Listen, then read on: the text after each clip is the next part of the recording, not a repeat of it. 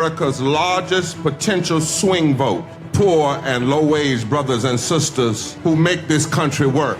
Those most impacted by injustice voting together. My whole life, I've been running only to find that there is nowhere to run in this country that is not contaminated by the disease of injustice. Poor and low-income folks make up over 43% of Mississippi's electorate. Yeah. I am determined to give my beautiful daughters a future. So we're organizing every homeless veteran across this country, and we're uniting because we are the swing vote. And we have the power to fight. It is very important to vote. Stand for justice. We are strong, not weak. Our vote is our voice, and the ballot box should be our choice. If we don't take action collectively, they're going to keep mistreating us. We must get out and vote. We are the swing vote, and we will determine every electoral contest. We won't be silent anymore. We saved this country. Together we can do it again. Vote! Until one day, we are one nation, under God, indivisible, with liberty and justice for all. Because together, we are the swing vote.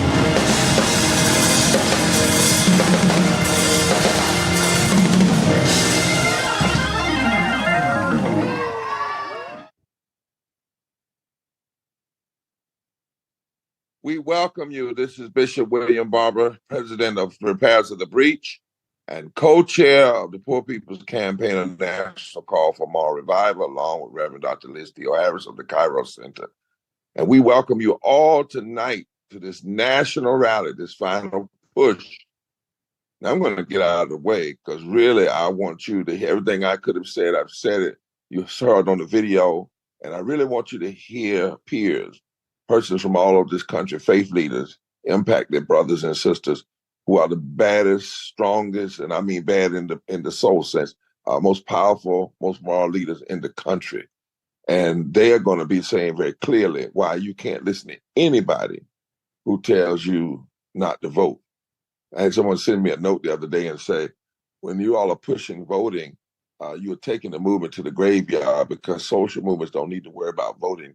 They just need to push issues. Well, that doesn't make any sense because in the fight for justice, you must have articulation, you must have agendas, you must have agitation, you must have legislation, litigation, and voter participation. And it's not just something for us now, it's something that has been fought for. And those who tell us not to vote are telling us to walk away from the wisdom and the lives and the death of all of those who came before us. And they are telling us because they're afraid. Anybody that tries to suggest that you shouldn't be involved, they either are just giving up or they are somebody that's undercover trying to get you to not operate in a power that you have.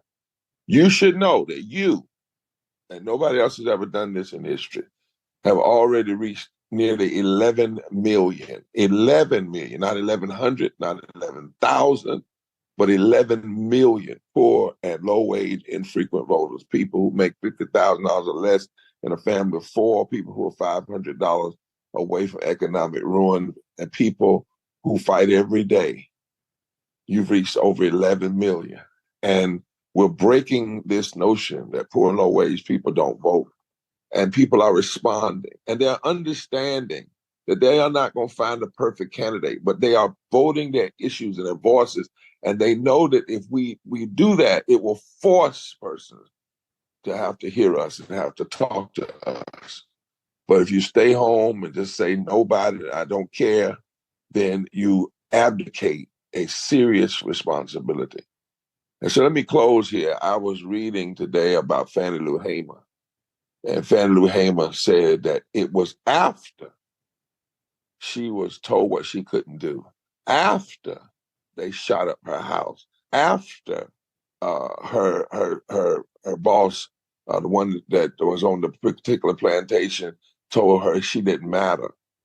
It was after that she became more determined to vote. and more determined to make sure people, it was after the threats. It was after people told her what couldn't happen. Afterwards. It was after that she went out and said she bought her a brand new dress because she wanted people to know every time she showed up, she was showing up for business.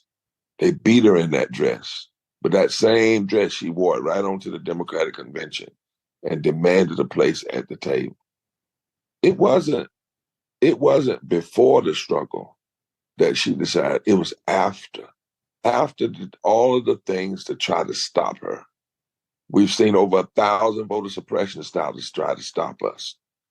We've seen, we thought we had the minimum wage raised in 2020 when we fought and got it through the House and then in the Senate, and then 8 Democrats and 49 Republicans chose to vote against 55 million people. But after this, we are not going to get weaker. We're getting stronger.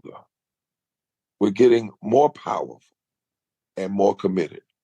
So let me read this one piece that's in a new book called American Prophets, and this is my contribution to this rally. It says, the struggle to overcome the giant triplet evils of racism, excess materialism, and militarism remains arduous. It requires the radical realization that alienation from our true selves, fed and disguised by mass consumerism, leads to violence and the reduction of persons into things. Now, some say that what is needed is great contemplation. Yes, we must think. And yes, we must think deeply. But contemplation and action need to be joined, lest our activism becomes merely another form of violence and our contemplation another form of self-gratification. In other words, we can't just sit down and have great thoughts about what should be changed, and we can write well about what needs to be changed, but we don't do anything to change it. Action that is rooted in forms of violence that just increases the violence rather than increases change. They go on to say, contemplation, solitude, and simplicity are necessary to think deeply in order to become into contact with our true selves. But action is also required in identification with, solidarity with, and presence among the poor and the oppressed. And thus, we remain guilty bystanders, obsessed with our desire to satisfy a kind of spiritual hedonism, no less than material hedonism. A real time may come in this moment. Change will come in this moment if it leads to urgency. Urgency. But we cannot use any excuse for inaction. Some will tell you the time has passed. The moment is over. But understand this, my brothers and sisters. The movement is not over.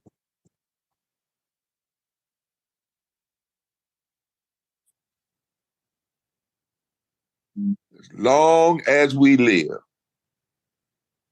as long as we breathe, as long as we can get up in the morning,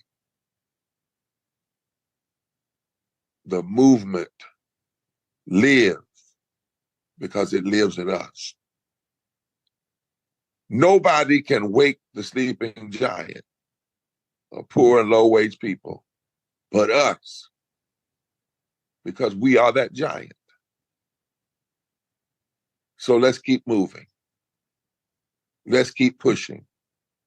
Let's keep voting. And let's declare forward together and not one step back. One step back until every item on our agenda is a reality. Poverty and low wages are abolished. And we challenge and undermine and overthrow nonviolently the 5 interlocking injustices of systemic racism, systemic poverty, ecological devastation, denial of health care, the war economy,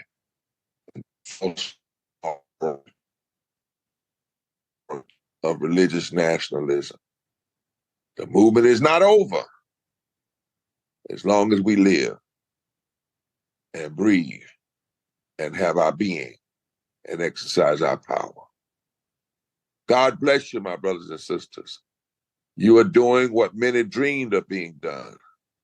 Think about it. Already you've touched 11 million infrequent voters. And because of you, many will move in this election season and in the season beyond, because we will not stop until justice is ours. God bless you. Gracious and loving Creator who is called by so many different names, we gather today across traditions and faith communities in the physical and virtual spaces, united in our shared commitment to justice, equality, and the sacred worth of every person. In this virtual space, we come from many paths, but we stand together in one purpose: to lift up the voices of the unheard, to inspire action, and to call forth a more revival in our nation. God of justice, Spirit of humanity, we ask for your presence to be at work in us, to ensure that every vote is cast and every voice is counted. Empower us, O divine one who is greater than us, that connects us in humanity, with the courage to engage in this essential work of democracy, knowing that it is our right and our responsibility to care for our neighbor by participating fully in this election. From all of our different faith communities, we know that there is justice, there's love, and there's mercy. This is the 3 interconnecting themes that fall through all our faiths. May the spirit of unity, equity, and compassion be with us in this gathering and beyond. Let this be a time where we inspire, energize, and prepare to transform our world through the power of our collective vote. Together we will rise, together we will fight for justice, together we will create a change that honors the dignity of all people. In the spirit of justice, in the spirit of love, we pray, we say Ashe, Amen, Shalom, and Amen.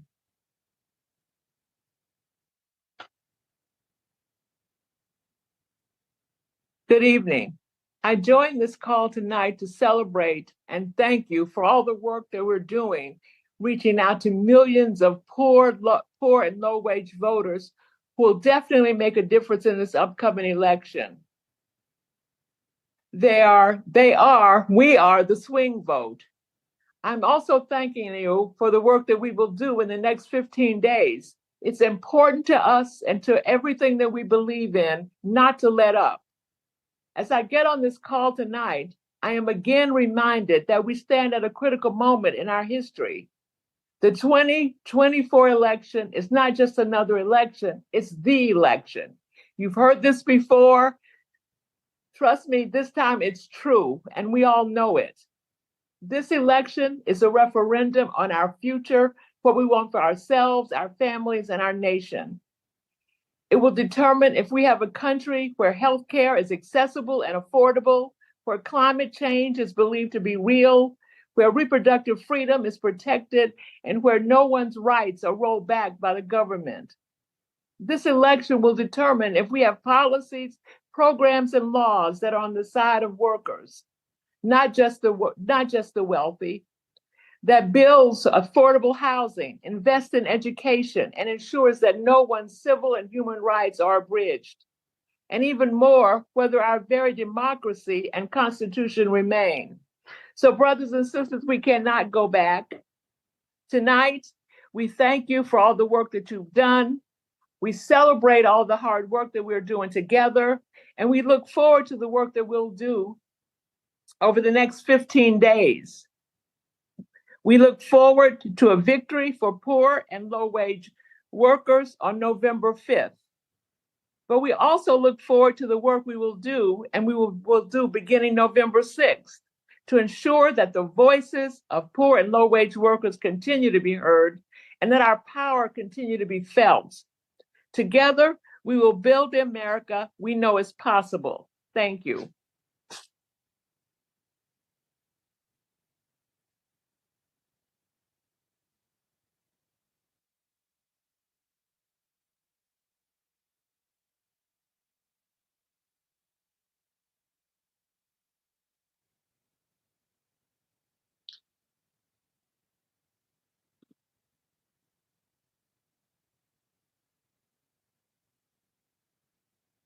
Thank you so much, Roz. Reverend Barber, are you still with us?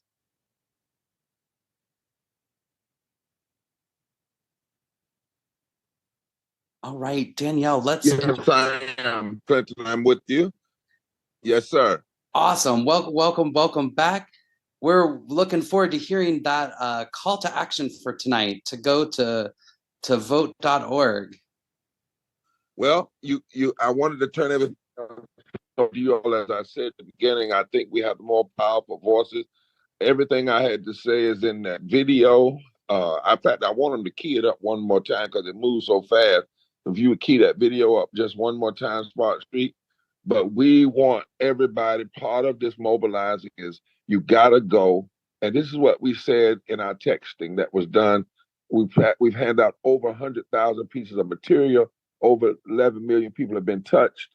And what we said to them was they got an agenda, a report card on both parties and presidential candidates at the top level. And there was a place there that you could go to vote.org to check your registration and make sure everything is straight.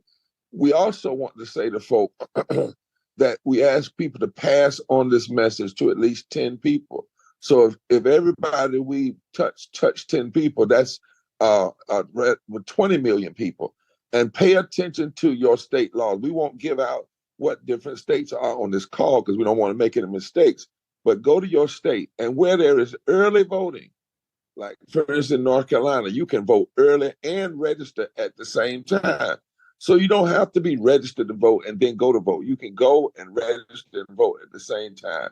Utilize the opportunities that are at your state. And remember, as Roz said, this power, let me remind you of how powerful poor and low-wage voters are. And this will be my last word for tonight. In past elections, the margin of victory in Wisconsin was 20,000 votes, with nearly 1 million poor and low-wage voters that did not vote, many who already registered, and many who said the reason they didn't vote, nobody talked to them, but are deciding they can talk to themselves, and then also let their voices be known among other people. Just so less than just 20,000 votes. In Michigan, 10,000 votes in one of the elections the last few years. 10,000 with over 1 million people who did not vote. In Pennsylvania, 40,000 with over 1.4 million people that didn't vote. In North Carolina, 74,000 with over 1 million poor and low-wage people that didn't vote. And one of the things we were able to look at is that when you look at some of the past elections, you can literally, Clinton, add up that in about 5 states, who was determined, the Electoral College and the presidency was determined in over 5 states for somewhere under 170,000 votes. But in those same states, those same 5 states, over 5 million poor and low-wage voters did not vote or were infrequent voters. That kind of power cannot remain dormant. It has to be activated. It's a gift from God. It's a gift from the universe. It's the flip side of our struggle. In other words, there are 100 and some odd million, 40 million people who are poor and low wealth. But the flip side of that is a community of people who are united by their struggle and their suffering. And if they unite by their suffering and struggle, they can unite in their power. So go to vote.org, check your laws in your state, check your voter registration, send it to 10 other people, and let's move and massively show up on every day from now until the election day, because election is a season now. Show up every day, show up on election day, and then let's show up after election day, because we got work to do. We got a nation to shift. We've got a democracy that's worth saving, and we got to ensure that it's a democracy that lifts up all people, and that poor and low wage brothers and sisters are at the forefront of who this democracy is, who's lifted up, and who benefits from our collective action together. Take back the mic, and tell the truth, We are representing America's largest potential swing vote, poor and low-wage brothers and sisters who make this country work. Those most impacted by injustice, voting together. My whole life, I've been running only to find that there is nowhere to run in this country that is not contaminated by the disease of injustice. Poor and low-income folks make up over 43% of Mississippi's electorate. I am determined to give my beautiful daughters a future. We're organizing every homeless veteran across this country, and we're uniting because we are the swing vote. And we have the power to fight. It is very important to vote. Stand for justice. We are strong, not weak. Our vote is our voice, and the ballot box should be our choice. If we don't take action collectively, they're going to keep mistreating us. We must get out and vote. We are the swing vote, and we will determine every electoral contest. We won't be silent anymore. We saved this country. Together we can do it again. Vote!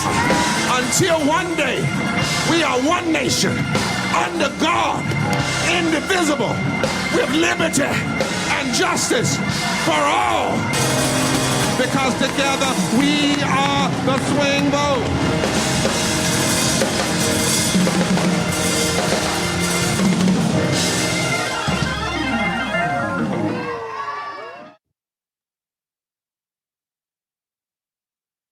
All right. Thanks so much for that wonderful video. Next, we'll have up our powerful testifiers.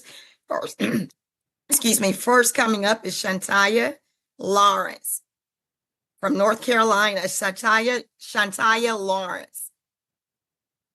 Good evening. My name is Shantaya Lawrence, and I'm a child care provider in Raleigh, North Carolina. I've been doing child care since I was 16 years old. I love seeing children grow, seeing their beautiful faces every day.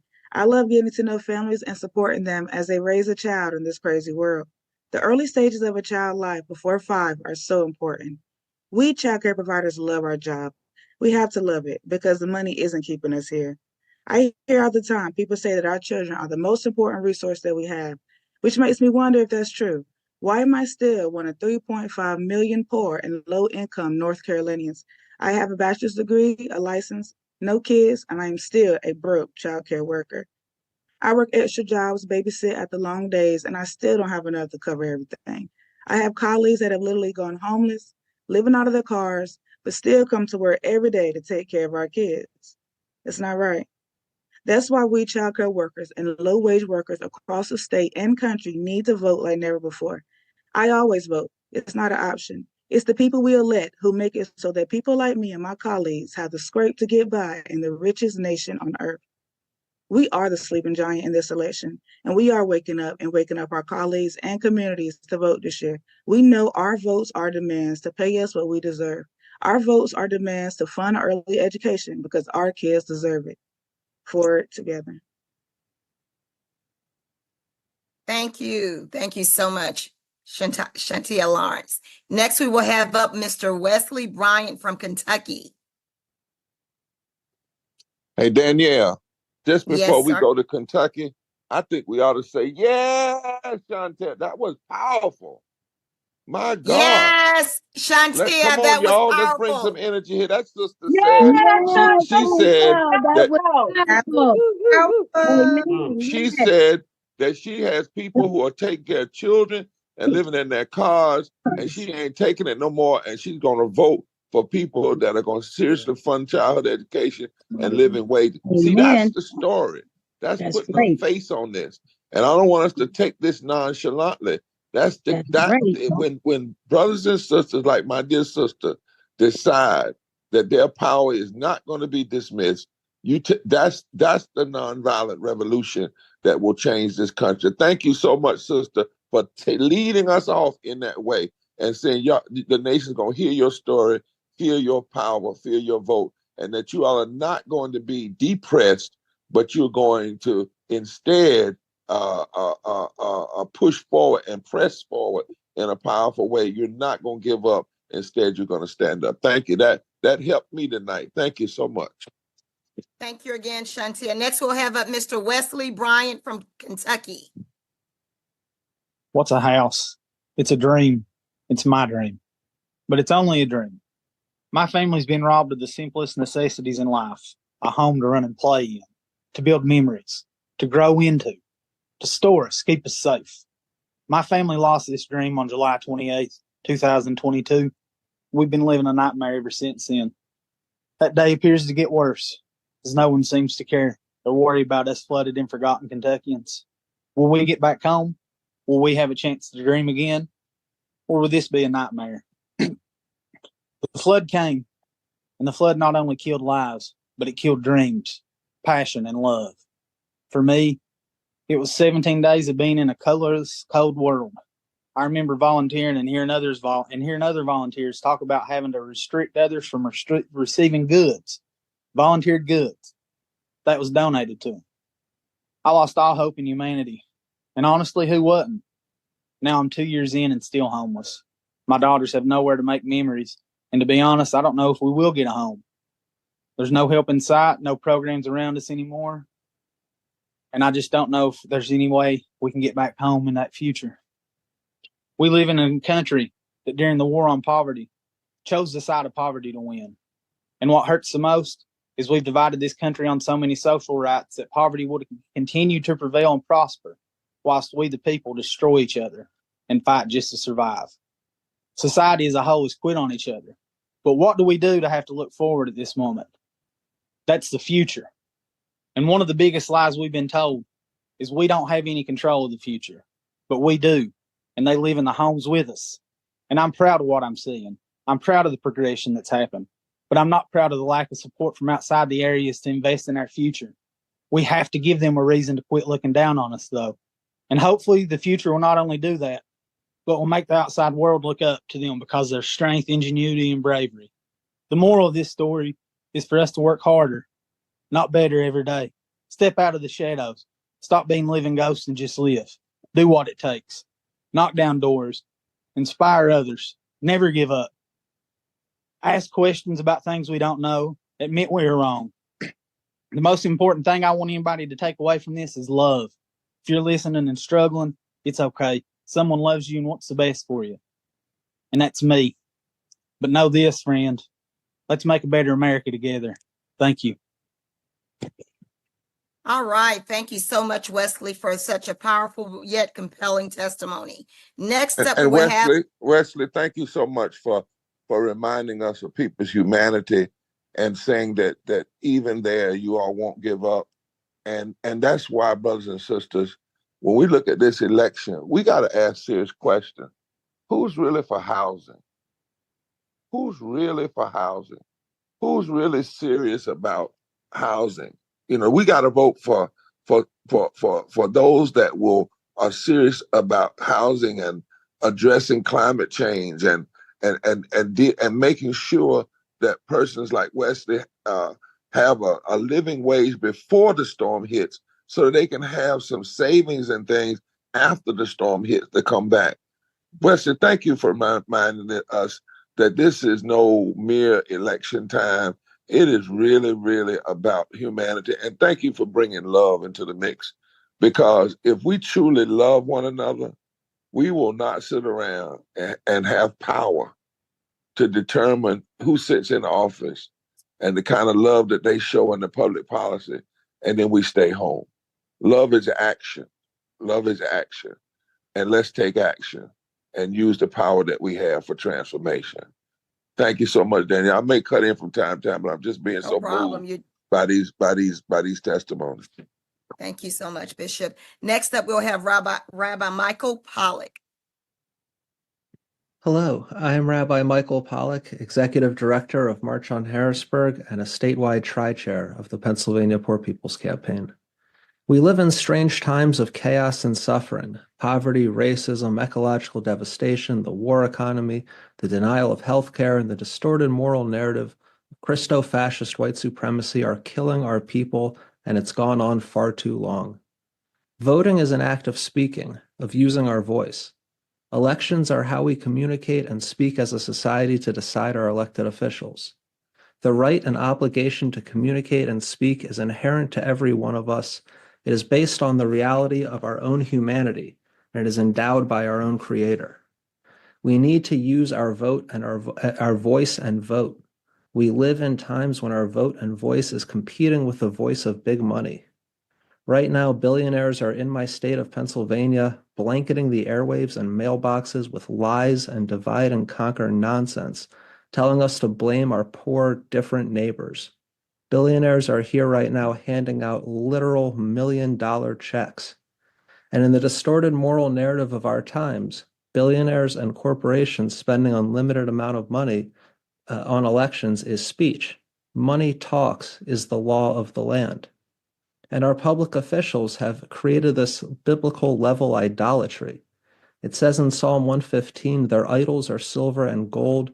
They have mouths but cannot speak.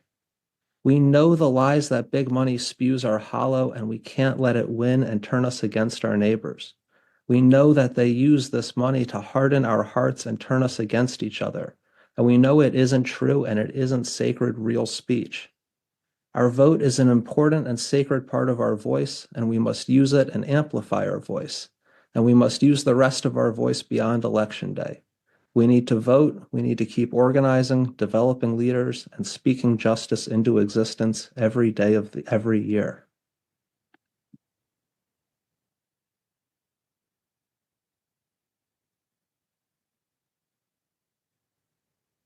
All right, thank you so much, Rabbi Michael Pollack.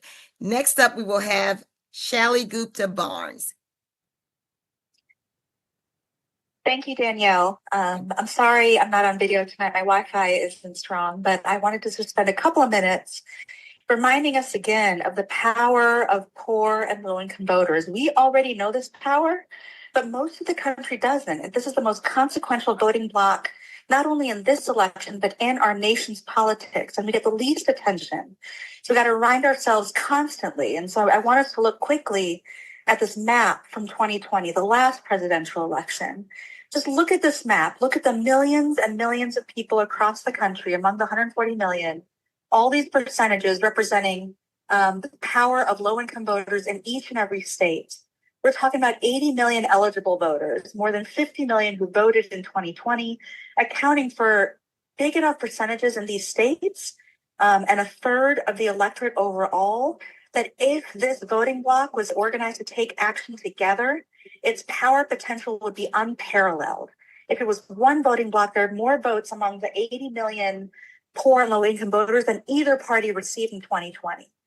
And so people are taking notice because the stakes are so high. As we've heard on this call, as we know in our lives, not only in this election season, but for the years ahead of us, this new and unsettling force, this swing vote, this block of poor and low-income voters must be organized to save the heart and soul of our democracy. And if we can begin to flex this political might, maybe, just maybe, we can move this country in a different direction, not just starting November 5th, but starting in all the days leading up to November 5th and on November 6th and throughout 2025 and 2026 until we realize the nation we were meant to be.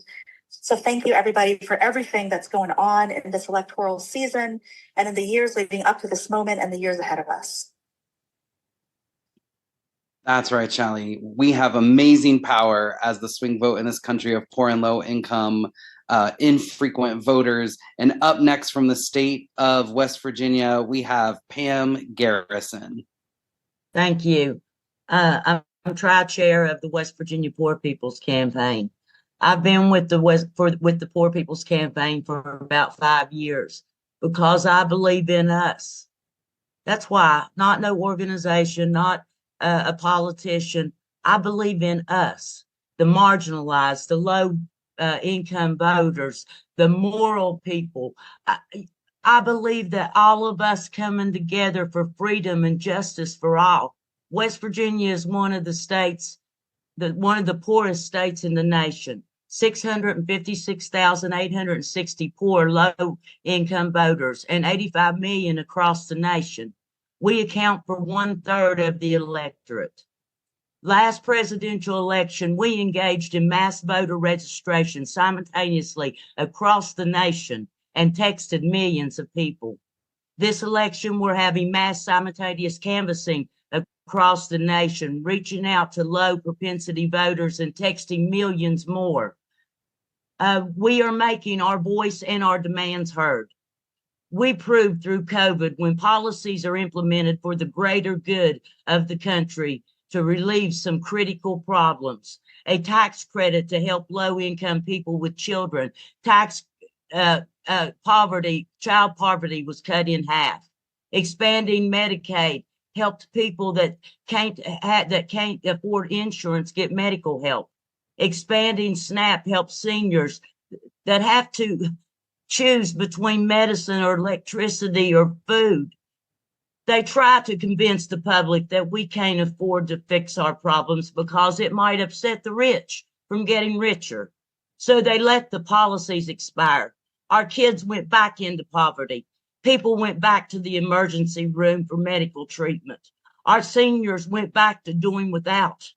If we want a government for the people, by the people have to engage. They have to participate. That is our job. That is our duty. By voting, because we are the swing vote. Thank you. That's right, Pam. That's right. That is our job. That is our duty. We are the swing vote. Up next, we have Linnell from Maryland.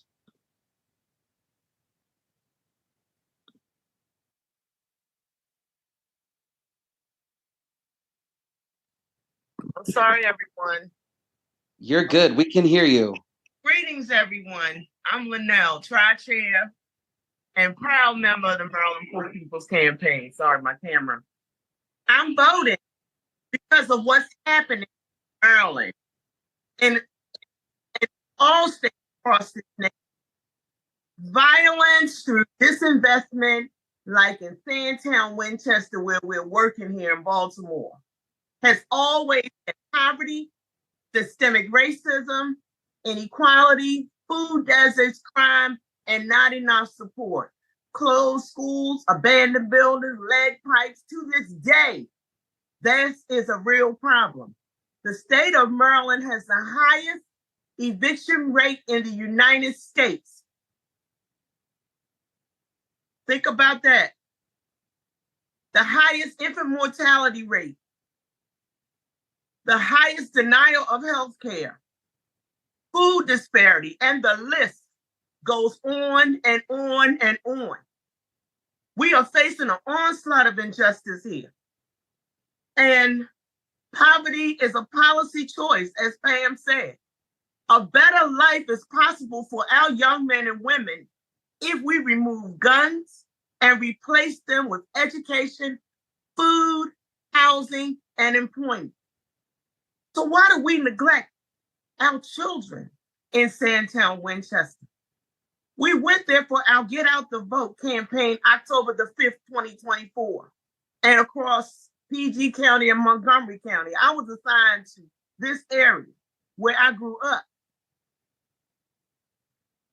The schools closed 5 years ago. The recreation center closed 3 years ago. The pool has lead pipes in it. I met a little girl who volunteered to canvass with us. She was 10 years old, and we went around in a circle and introduced ourselves and why we were out here in the community handing out leaflets and encouraging people to vote. She said, I'm here because I want Sandtown to be a better place for the children to live. And if we ask the adults to vote, maybe, they'll vote. We want them to vote because we want something better. And then she said, I lost my sister last year. So everybody just stopped, and just gazed on her. She said, I lost my sister. It's hard to tell the story.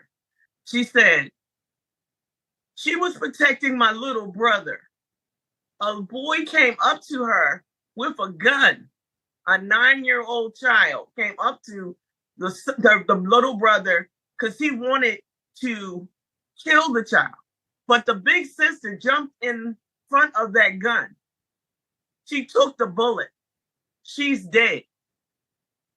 This is wrong. This is so wrong, and it touched me so deeply because our children are traumatized by so much unchecked trauma. So much unchecked trauma in the state of Maryland. So much crime. We are mobilizing to get vans to take Sandtown, Winchester to the polls. Their polling place was moved. We have mobilized with the community collective, Miss Malone and Liberation Inc. and other partners to create real change in Sandtown, Winchester, because we have 1.1 million poor and low voters in Maryland. We have 11 billionaires in Maryland. That is $40.8 billion. We have enough money to fix these recreation centers. We have enough money to house these people. We have enough money. We have to continue to work and fight against this establishment and make our voices heard and make them do the right thing. Because W.E.B. Du Bois said, a voteless people are a hopeless people. If we want to enable this wrongdoing, we must speak up. We must stand up against injustice in Maryland. And that's why I'm voting, to see justice in a city plagued with greed and malfeasance. Go out and vote. Register your entire community to vote. We cannot let our voice be unheard. Think about that little girl that lost her sister last year. And all she wants is for adults to vote to make Sandtown, Winchester a better place to live. We are the swing vote. And let's wake up the sleeping giant. Thank you. That's right, Linnell. Thank you so much for reminding us that when someone's hurting our children, it's gone on far too long, and we won't be silent anymore because we are not a voteless people and we are not a hopeless people. And next, we are going to hear from Reverend Wayne from North Carolina. Good evening, everyone. I am Reverend Wayne Wilhelm, one of the tri-chairs for the North Carolina Poor People's Campaign, and excited to be here. We always say in this movement, when we lift from the bottom, everybody rises. And this is our opportunity in this season to lift up everybody. And when we come together and lift up everybody, we need to understand our power. We need to understand our power when it comes to voting. Because when we vote, we lift up our brothers and our sisters. When we vote, we lift up every person one at a time. When we vote, we lift up every polling place one at a time. When we vote, we lift up every precinct one at a time. When we vote, we lift up every city and every state one at a time. And when we continue to do that, we will lift up this nation if we would just continue to come together. We realize that we are this swing vote. And we're not just in this swing vote, we are the largest swing vote. We are reaching out to touch 15 million poor and low-wage infrequent voters. And if you've ever noticed when you are playing on a swing and you got a bunch of people on the swing, it may start off moving slow in the beginning. But if you keep moving and the swing keeps on swinging and we keep swinging together, we're going to turn this nation upside down. And all we have to do is just continue to lift ourselves up, continue to lift up one another, because we are that swing vote. And if we stay together, nobody can stop us from moving forward together and not one step back. Come on, Reverend Wayne. Let's all get on that swing and swing until we change what is politically possible in this country. I love it. I love it. I love it. Next up, we're going to hear from Dr. Ashley Marshall from one of our partners, Forward Justice, to tell us how we can protect that swing vote in this important election coming up on November 5th. Good evening. I am so glad to be with you all tonight, and in partnership with the Poor People's Campaign, I am Ashley Marshall with Forward Justice. As you lead the Get Out the Vote efforts to wake the sleeping giant of this nation's largest potential swing state, our partnership makes it known nationwide that we are also committed to ensuring that every eligible vote counts and that no poor or low-wage voter is denied access to the ballot in this election. We will vote free from fear, harassment, and intimidation. We understand the stakes of this election. We live it every day. We also understand and we know that voters in almost half of this country will face new voting restriction in this presidential election. Shame.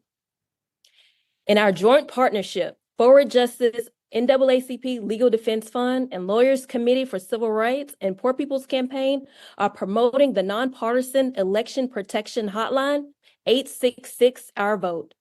This is where we have voting rights attorneys and voter protection organizations across the country monitoring and documenting voting rights barriers and active voter suppression issues that harm our movement, our leaders, and the rising force of poor and low-income voters. If you have questions about voting laws in your state, your voting status, or if you want to report an issue or problem at your polling place, call 866 Our Vote, and attorneys are standing by to assist and to help you.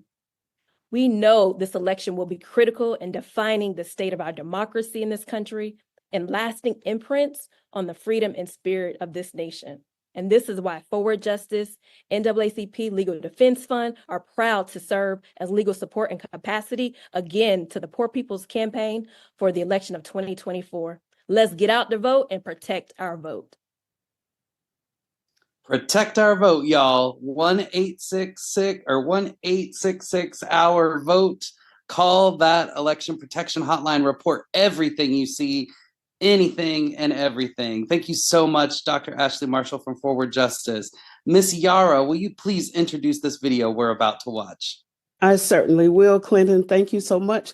Good evening, family. It is so good to be with you this evening to experience this fantastic energy. We are fired up and we are ready to vote. And if you've not voted yet, I'm sure you're on your way. I'm fired up because there's power in our swing vote. I'm also fired up because there's blood on my right to vote. And today I can walk boldly into that voting booth and make my voice heard.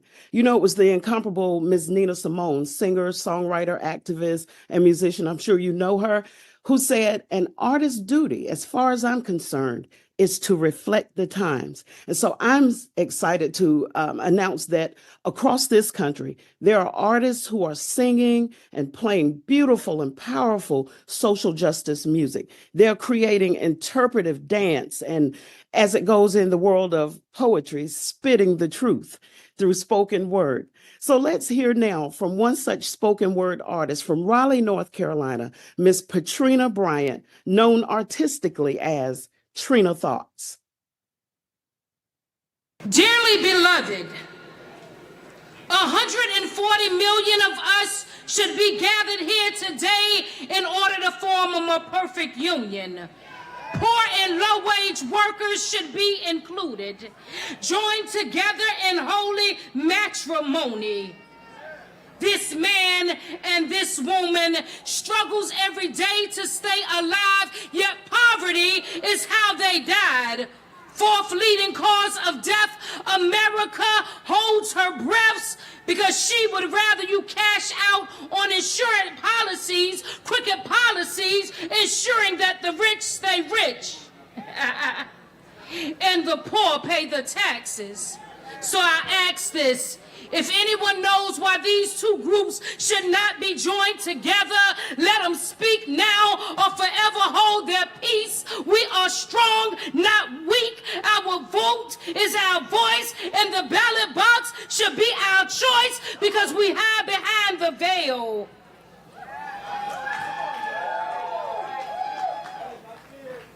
Of legislation using laws to suppress voters' registration. Well, the blushing bride has arrived, and we will lift from the bottom and rise like a phoenix in Arizona skies. Set fire on Alaskan snow and demand that you give the natives back their land. In this land of the free, home of the brave, we are the grandchildren of former slaves. We are the free men of free men. Their all is what they gave. So why? Why are veterans on the street? No housing and bags for something to eat. Whole signs that say God bless, but in the U.S. there are 5 vacant homes for everyone that's homeless, and then the city rezones our home and take what grandparents left. Gentrification moves in, but then don't want to live next door to the poor. And Congress turns around and spends $20 trillion on war, but cuts the budget for you to house me. And me must make 3 times the rent in order to rent, but the current rent is $2,000 monthly. And the average person, when they die, needs a GoFundMe. Same as politicians asking to GoFundMe, yet the poor's are accused of handouts. As you hand out the scraps to the ones that put you in office, but watch this, we about to swing low and ride that chariot to the polls. We're coming forth to carry us home because the swing vote swings in our favor. So boom! To keep this marriage together, somehow it doesn't matter, we vow to have and to hold from this day forward, for richer, for poor, for better, for worse, in sickness and in health, to death do us part. Do you promise to vote and do your part? I do. Get ready. We're ready. We're ready to make our mark. We are the swing vote. We are the swing vote.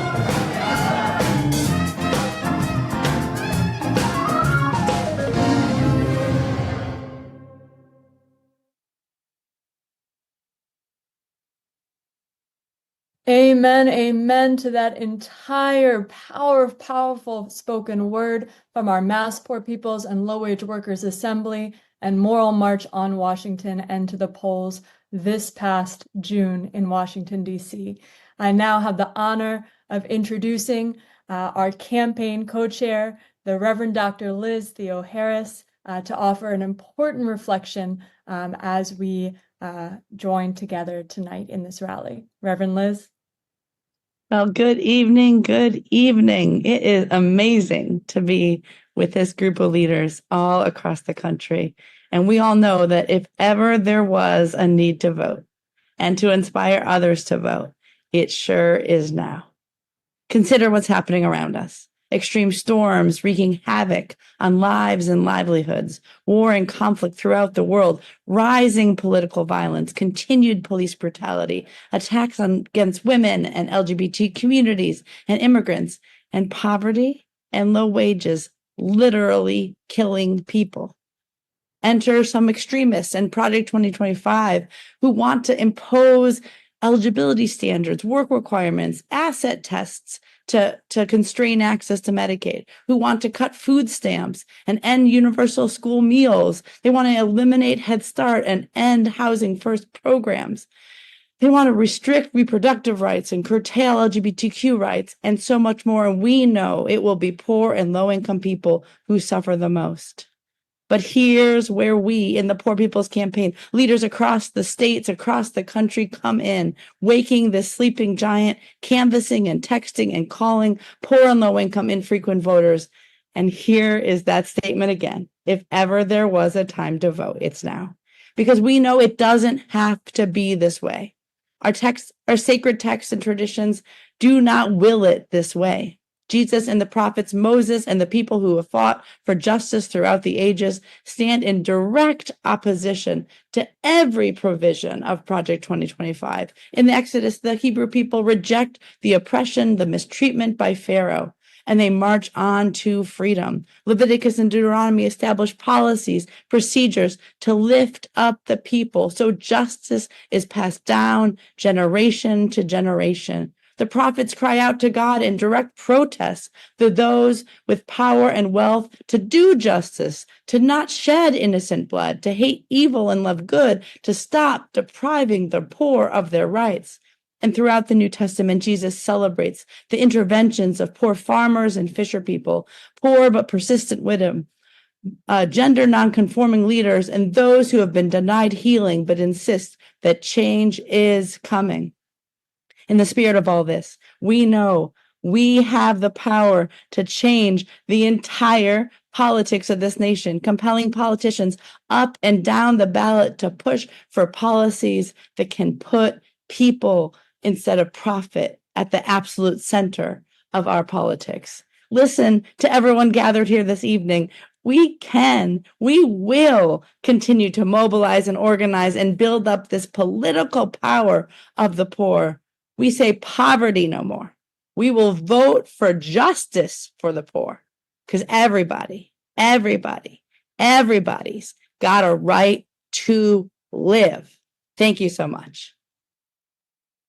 Everybody's got a right to live. That is right, Reverend Dr. Liz Theoharis. And what could be more apt than those hearing directly from the testifiers who know that that change is coming? So to introduce another batch of powerful state voices tonight, first up, we have Wayne Scadam with the Wisconsin Poor People's Campaign. My name is Wayne, and I'm from Wisconsin Poor People's Campaign. And before joining the movement, I did not realize the power our collective votes have. I had grown very cynical of our two-party system and had decided that neither party had our interests at heart, only the interests of the status quo power and money system in America. I am voting in this election to play my part in waking the sleeping giant. We are the swing vote. In Wisconsin, poor and low-income voters make up 42% of the electorate. I am voting so my children and grandchildren have a bright future and a healthy and moral democracy to participate in, so that everyone's right to life, liberty, and the pursuit of happiness is realized. If someone thinks that their vote doesn't count, I ask this question. If a vote doesn't count, then why is the status quo power and moneyed ruling class so intent on passing laws all across this country to disenfranchise whole blocks of voters? My answer is that they know we have power and are afraid of the power of our collective vote. So vote. Our vote is power in our voice. Our vote will and is changing the narrative. Vote. The collective voting of we, the poor and low-income people, is power and will cause both red and blue representatives to listen to us. Our vote will change history. Our vote will cause a moral revival in America. Together, our votes will revitalize a healthy democracy. Together, our voters will raise up the beloved community. Together, our votes will ensure a bright future for our children and grandchildren. Together, our vote will ensure a just, secure, and lasting future for all people. Our vote is power. Our vote is power. We will not be silent anymore. Vote. Thank you. Our vote is power, Wayne. Y'all heard it here first. I can hear that echoing in this Zoom and at all of the screens across the country watching this. Our vote is power. From Wisconsin, we are taking it all the way to Alabama. I want to hear from the Reverend Carolyn Foster about why you are turning out and your community is turning out this election. I am Reverend Carolyn Foster. I serve as Tri-Chair for the Alabama Poor People's Campaign. I live, work, and serve in Birmingham, Alabama. I learned the importance of voting while growing up in segregated Birmingham during the fight for civil rights here in Alabama. People like me did not have the right of self-determination. Where my family lived, worked, and where we were able to go and what we were able to do was dictated by a system of privilege and power that were in the hands of a few. I felt like being driven in a car and being taken to a place you definitely did not want to go. I am voting because voting puts me in the driver's seat. I am at the steering wheel, and I can steer in the direction that is best for me and my family. The power is in my hands when I am at the ballot box. In Alabama, there are over 1.9 million poor and low-income eligible voters who make up over 47% of the electorate. That's almost half of Alabama. In the community where I currently live, there are over 1,500 eligible but infrequent voters. So we have been canvassing these voters all over the state of Alabama so as to wake the sleeping giant in them and encouraging them to get in the driver's seat by putting a voting ballot in their hands and charting a course of direction that is best for themselves and their families. Yes, legal segregation may have ended, but it has also evolved in the form of racial gerrymandering, voter suppression, and purging of the voting list. And we can change these tactics by voting for candidates who support the issues that matter to us. It puts the power in our hands when we vote. We are the swing vote, and we are waking the sleeping giants in Alabama. That's right, Reverend Carolyn. We are waking the sleeping giant in Alabama and across the country, and poor and low-wage infrequent voters have the steering wheel. We are taking the steering wheel, and we are driving ourselves to the polls and beyond.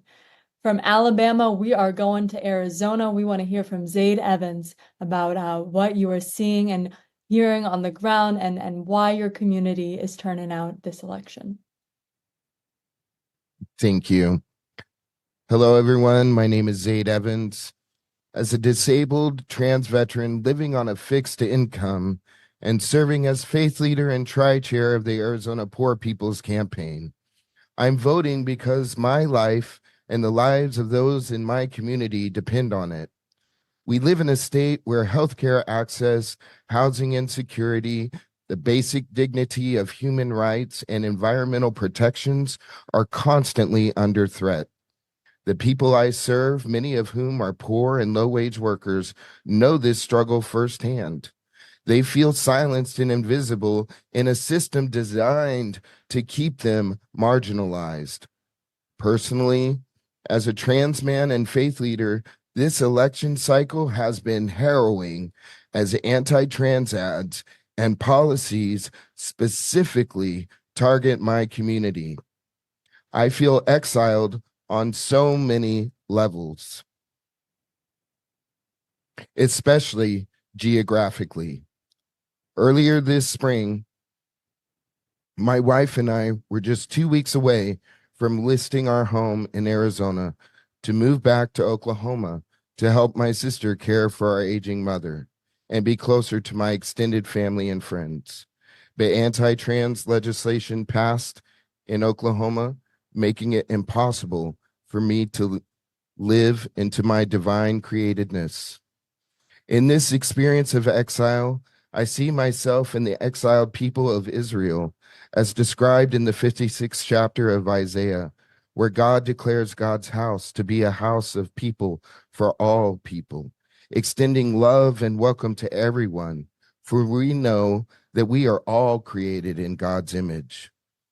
I vote to put an end to policy violence that puts marginalized communities like mine in the crosshairs of hate-fueled lies that impact real lives and families. And I'm voting so that my wife of 27 years, an oncology nurse working beyond retirement age, can finally retire without the burden of student debt that has remained unchanged for more than 20 years, despite risking her life on the front lines throughout the pandemic. I'm calling on every poor and low-wage voter to stand with me and use the power we collectively hold at the ballot box. The nearly 3 million poor and low-income people in Arizona have the power to decide this election, but we cannot stay home. Our vote declares that we are still here and we matter. I have not given up on this democracy because when we rise together, we make it clear that no decision about us can be made without us. This is about our lives, our futures, and the moral revival of the democracy that must work for everyone. My voice is my vote, an act of faith that, like the persistence of the Canaanite woman in Matthew 15, who transforms the collective imagination, insists on our shared humanity, and calls us all to help bend the long moral arc of the universe toward justice. Thank you so much, Zaid, for that powerful, powerful testimony. Everyone across this country needs to know where you are and where you are voting and why you're not able to be in this other place that you want to be. And it is exactly because of immoral policies and policy violence. Thank you for letting us know why you are turning out to vote. And finally, our last state speaker, we have Julissa Morales from the Pennsylvania Poor People's Campaign. Julissa. Good evening, everyone. Thank you.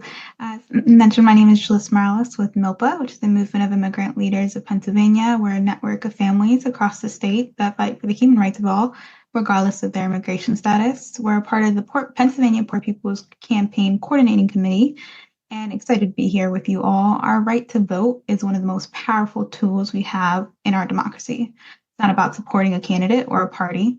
Our vote is not our support, but it's our demands. It's how we express what we need as a society, what we expect from our elected officials, and how we want to shape our future. This is about collective power.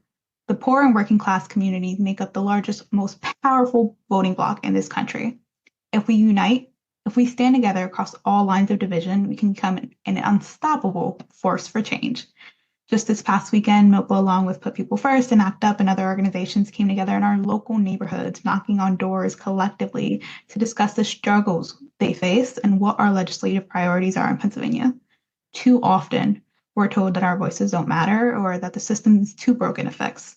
But that's exactly why we need to show up at the polls. Our votes have the power to challenge the status quo, to demand policies that work and that support our working families. Voting is a way for us to make sure all our voices are heard. We have to make sure to come across all lines of division to make sure and ensure that all are being treated with equal human rights. Now more than ever, it's essential that we exercise our right to vote, especially if you live in Pennsylvania and you haven't registered yet. Today is the deadline. You have until midnight, so a couple hours. Please make sure you are an eligible voter and don't miss your chance. It only takes a couple minutes. Together, we can shape a future that works for all of us and not just the top 1%. So let's use our power, Pennsylvanians, to register today. Let's all vote November 5th and organize, organize, organize.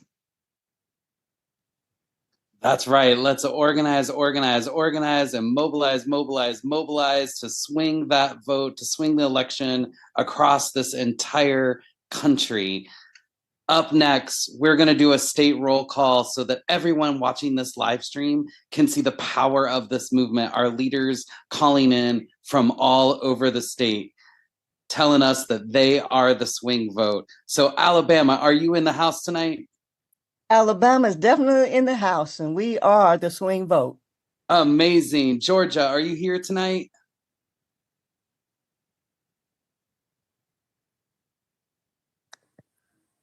We're messing. Yes, and we are swing vote. Woo. Yes, that's right, Georgia. That's right, Georgia. Florida, are you here tonight? How about Ohio? Ohio, are you here with us? Go, go, go! Ohio! We are the swing vote! That's right, Lou. That's right. We are the swing vote. Kentucky, are you with us tonight? We are that swing vote! Thank you so much, Mary. We also are in Nevada, but Arizona, are you with us? We are, and we are the swing vote. Amazing. Michigan, are you with us tonight? Michigan in the house, and we are the swing vote. Mississippi, are you in the house tonight? We are the swing vote! That's right, Tamika. North Carolina, are you in the house tonight? North Carolina, we in the house, and we are the swing vote. Yes. Pennsylvania. We are the swing vote. South Carolina. South Carolina is in the house, and we are the swing vote. Yes, ma'am. Texas. Texas is here, and we are the swing vote. Amazing. We got a full house down there in Texas. West Virginia, are we in the house? Yes, West Virginia is here, and we are the swing vote. Amazing. Wisconsin.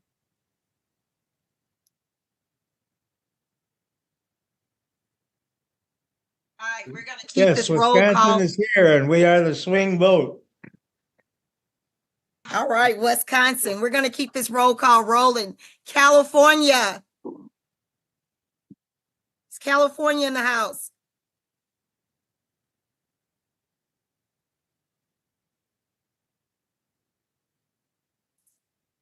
California's trying to come off mute. California is in the house, and we are the swing vote. Yes, thanks, California. Delaware. Is Delaware in the house tonight? Oh, yes, we are here, and we've been hustling as best we know how. We are the swing vote in less than 1 million members in our population, and 45% of them are low-income, infrequent voters. We're working our little tails off. We're here. We're the swing Thank you, Delaware. Thank you. Illinois. Is Illinois in the house tonight?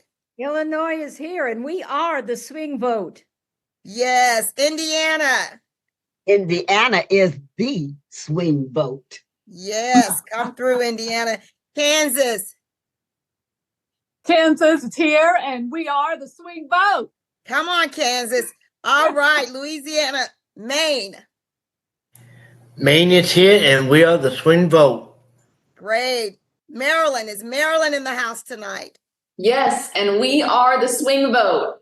Great. Massachusetts. Where's Massachusetts tonight? Yes, we are here, and we are the swing vote. Come through, Massachusetts. Minnesota, where are you?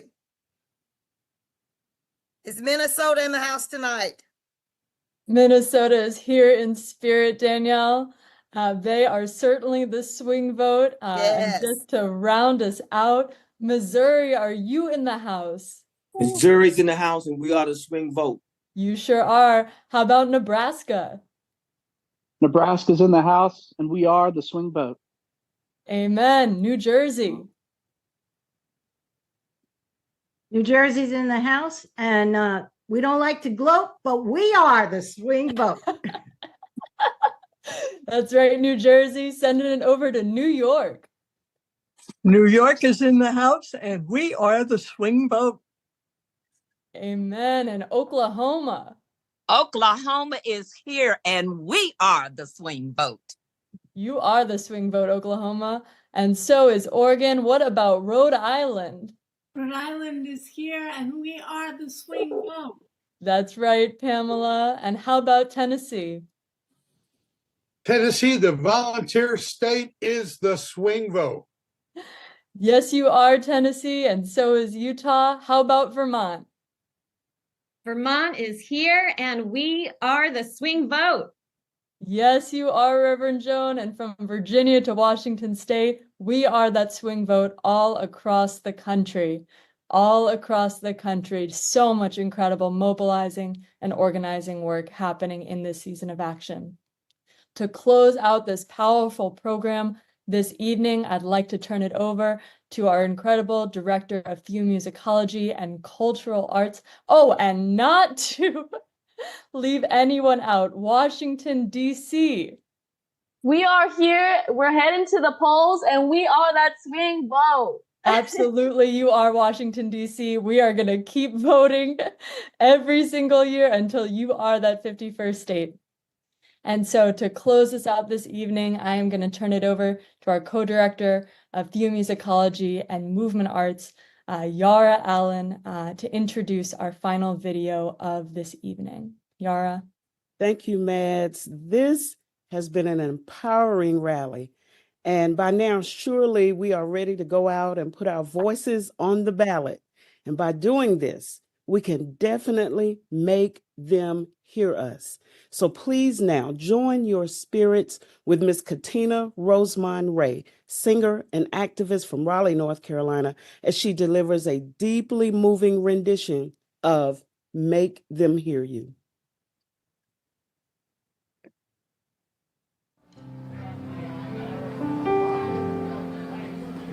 Go out and tell our story. Let it echo far and wide. Make them hear you. Make them hear you.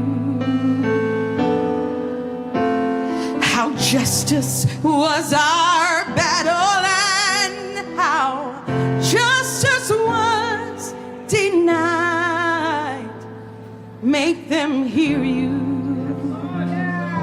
Please make them hear you.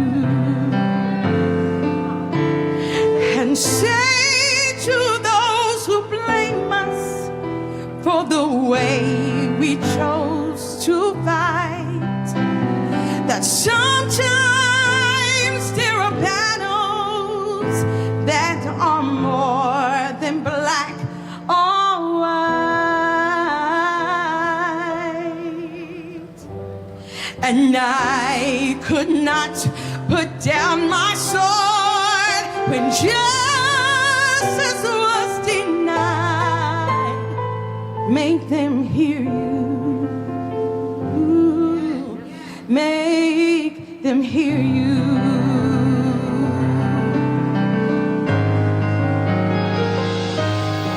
Go out and tell the story to your daughters and your sons. Make them hear you. Please make them hear you.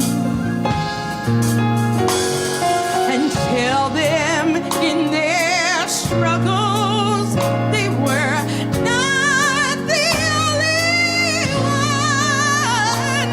Make them hear you.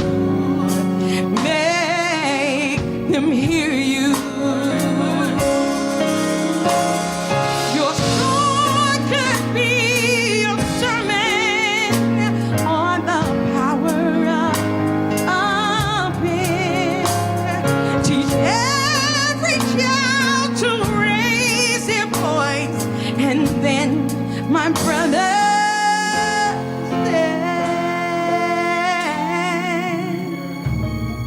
will justice be